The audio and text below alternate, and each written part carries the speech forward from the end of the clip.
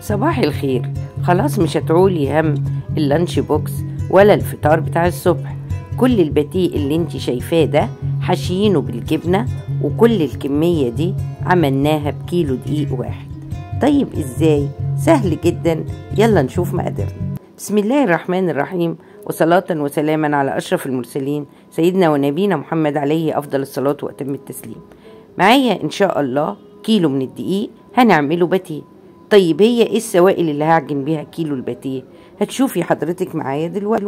ضفت كوباية مية دافية وهحط عليها كوباية الزبادي اللي حضرتك شايفاها دي، وهقلب كويس قوي قوي لحد ما يمتزج الزبادي في المية. في الوقت ده هضيف نص كوباية زيت. دي كوباية صغيرة اللي قدام حضرتك، لكن لو عايرتيها بكوباية الشاي هي تلت او نص كوباية زيت، مفيش مشكلة. هقلب تقليب جيد، وهبدأ أضيف باكت خميرة فورية، وحتى لو عندك خميرة بيرة برضو مفيش مشكلة.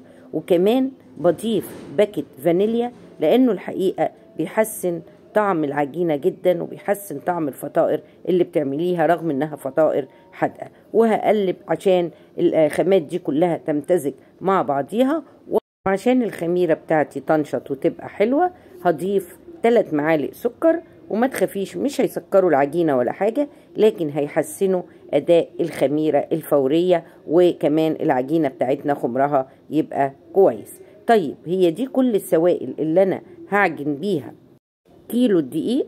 لا طبعا، أنا مجهزة جنبي مية دافية، ولما هضيف الدقيق بتاعي زي ما حضرتك شايفة كده هبدأ أزود المية بالتدريج.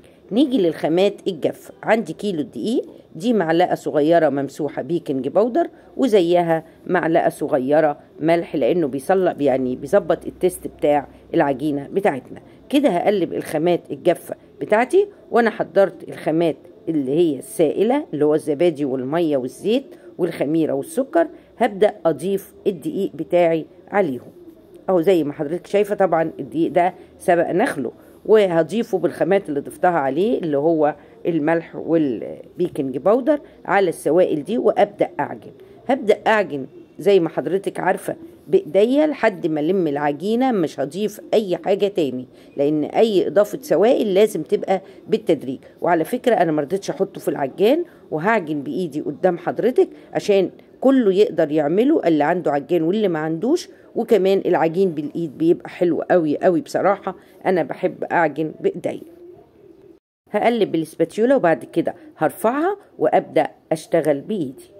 شوفي حضرتك، هنفضل نعجن نلم الدقيق في السوائل. مش هضيف اي كمية مية دلوقتي. هتقوليلي هو لازم مية يعني ما ينفعش لبن؟ لا ينفع، هو ينفع باللبن من الاول للاخر. يعني ممكن بدل كوباية الزبادي وكوباية المية الدافية احط كوباية لبن دافية، مفيش مشكلة. وطول مرحلة العجن أنا بزود اللبن أو المية الدافية بالتدريج. بصي حضرتك، هجمع الدقيق في كمية السوائل اللي أنا كنت حطاها خالص بالشكل ده. وإذا لقيت الكمية زي ما أنا بعمل كده لحد دلوقتي، أنا بضيف في الكوباية التانية للمية الدافية. حطيت كوباية قبل كده ضفت عليها الزبادي، وادي الكوباية التانية بالشكل ده. هجمع العجينة بتاعتي، وبعدين ارجع لحضرتك نشوف عملنا ايه. بعد اضافة 2.5 كوباية مية، كوباية حطيتها في الاول وكوباية ضفتها، 1.5 كوباية ضفتهم بالتدريج. ودلوقتي هنزل العجينة على الرخامة، وهحط بصي حضرتك، هحط نص كوباية المية اللي باقية دي من ال3 كوبايات في طبق، وهوريكي هعمل ايه.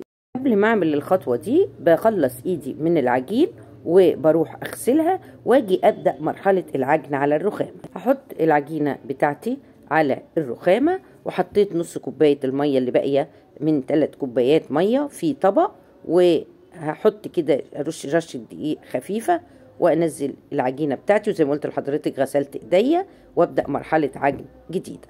الميه في الطبق زي ما حضرتك شايفه جنبي كده اهو احط اهو بالظبط كده نص كوبايه، وابدا احط فيها ايديا واعجن في العجينه بتاعتي، انغز فيها كده بحيث تبقى طريه، لان هي لسه لو شديت منها اجزاء هتقطع. ما ينفعش الا لما تلاقي العجينه بتاعتك بقت طريه، ولما تسحبي جزء منها تلاقيها مستجيبه وطريه. هفضل احط ايدي في الميه زي ما حضرتك، واعجن في، بصي كده بتقطع، لسه ما وصلناش لمرحلة العجن الكويسة او ان العجينة تبقى طرية ولينة وكده. طول ما احنا بنعجن فيها بتربي عرق كويس. طب هتقولي لي ايه فايدة العرق؟ العرق بيخلي المخبوزات بتاعتنا جميلة، وبيخلي قلبها هش ومليان كده وجميل. هفضل اعجن بالشكل اللي حضرتك شايفاه ده لحد ما العجينة توصل للمستوى اللي انا عايزاه، واللي انا هفرج حضرتك شكله بعد كده. كل ما بحس ان العجينة عايزة مية بحط ايدي في الطبق يا دوبك تتبل واكمل عجن.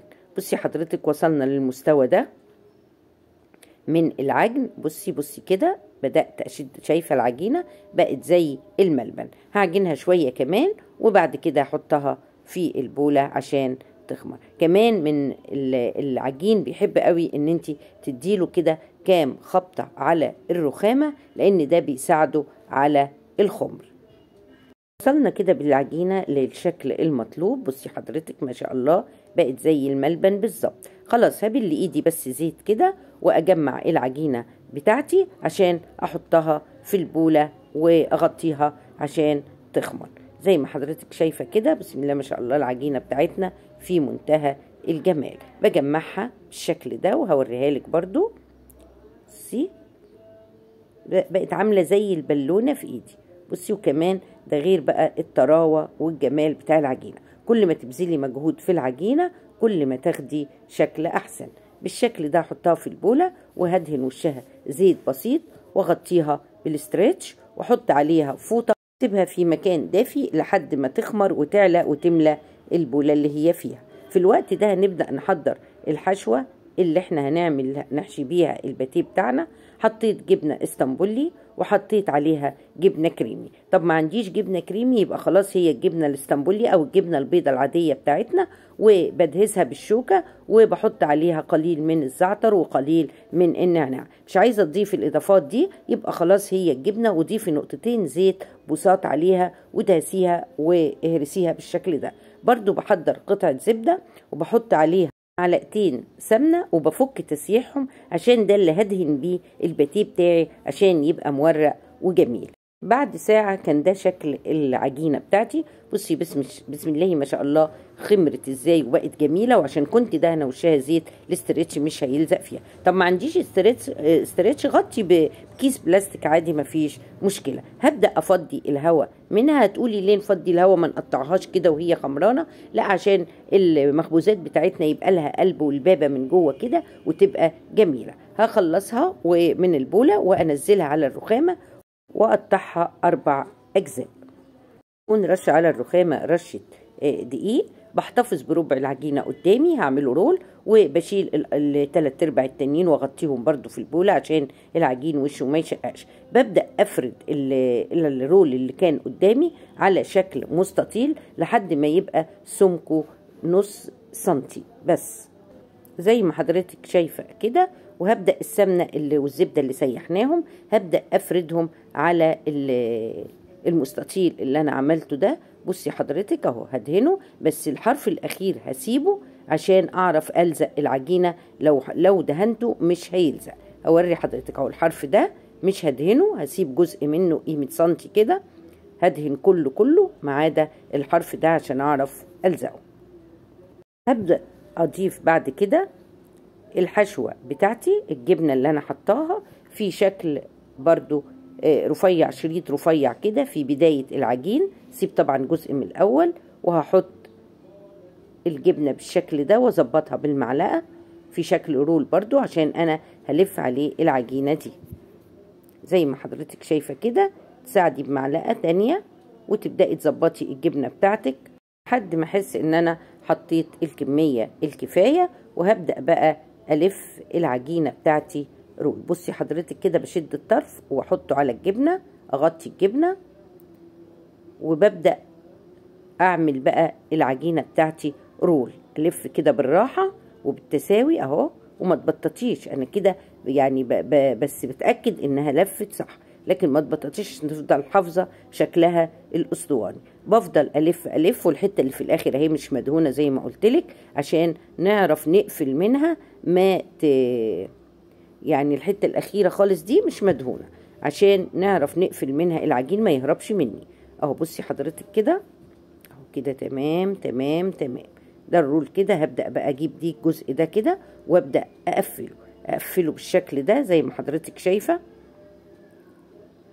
كده، جزء كده، اقفل جامد جامد جامد عشان ما يفتحش مني في الخمر ولا يفتح مني اثناء الخبز. هبدأ اعمل رول بهذا الشكل، ارول له كده، واذا كان تخين من النص ادحرج بايديا لحد ما احصل على اسطوانة متجانسة قطرها 1. هبدأ بقى اقطعه بسكينة او بالقطاعة دي لو كانت عندك. القطعة طولها كده 3 قراريط او حسب ما انت عايزة اصغر من كده قطعي، عايزة اكبر من كده قطعي. بصي حضرتك شكلها، وبصي شكل الجبنة جواها وشكل الرول كله احلى من بعضه. هنبدأ نجيب صاج ونرصهم في الصاج واكمل باقي العجينة. عايزة تدهني الصاج مسحة بسيطة زيت لو كنت بتخافي ان الحاجة تلزق منك، بس هو ان شاء الله مش هيلزق. اترك مسافة بين كل قطعة باتيه والاخرى في الصاج عشان هي لسه هتزيد وتخمر. وهكمل باقي العجينة اللي عندي، باقي عجينة الباتيه اللي عندي، واشكلها بنفس الشكل وبعدين ارجع افرجهولك. ده اخر جزء في العجينة معايا اهو بقفله. قلت برضو اوريه لحضرتك وانا بقفل، ما اوعي تدهني الجزء اللي هتقفليه لانه مش هيقفل، فيبقى تسيبيه من غير دهان سمنة. وهنبدأ نعمله كده رول بالشكل ده، وهقطعه برضو واوزعه في السجار. دي الكمية اللي عملها كيلو الدقيق، صاجين، وما عدتش عدد القطع، سيبيها بالبركة. وهبدأ أدهنه بقليل من اللبن عليه معلقة سكر. أدهن وش الباتيه ده بعد ما يكون استريح وحجمه زاد، يعني بسيبه لما يخمر على السجان وبعدين أبدأ أدهن. وخلي بالك وانت بتدهني ما تضغطيش على العجينة عشان الخمر بتاعها ما يهبطش. وبعد ما أدهنها باللبن والسكر اللي أنا عاملاه ده، شوية لبن عليهم سكر، بضيف عليهم السمسم على الوش ده للي يحب. عايزه تضيفي حبه البركه ضيفي، عايزه تضيفي سمسم ضيفي، طب مش عايزه اي حاجه من دول خلاص مفيش مشكله. بالنسبه بقى لعمليه السوى، طبعا الفرن بكون مولعاه قبلها على درجه حراره 200. لازم المخبوزات تخش على فرن سخن قوي عشان ما تنشفش وخمرها يهبط، فلازم الفرن يبقى ساخن جدا. انا هسوي ان شاء الله في فرن الغاز وهوريكي خطوات كده. هو في الفرن، وبصي حضرتك مجرد ما دخل الفرن بسم الله ما شاء الله زاد حجمه، ارتفع. وكل شوية ادور الصاج عشان يستوي من جميع الجوانب. الحقيقة الفرن الغاز ده بيسوي المخبوزات حلو قوي، لكن لو مش موجود عند حضرتك بتولعي فرن البوتاجاز طبعا على درجة حرارة 200، وبتحطي الصاج في النص. اول ما تلاقي ان القاع بتاعه استوى تولعي له الشوايه، وخلي بالك ما تسيبيش الشوايه ولعه وتروح تتشغلي عنها، تتابعيه لحد ما وشه يحمر تطلعي. يا ريت وصلنا لحد كده. ما تنسوناش في الشير واللايك، تنزلوا تحت الفيديو تعملوا لنا شير ولايك، وتشتركوا في قناتنا لو ما كنتوش اشتركتوا، وتفعلوا الجرس على الكل عشان يوصلكوا كل فيديو بنعمله. ده شكل الباتيه بتاعنا بعد ما خرج من الفرن.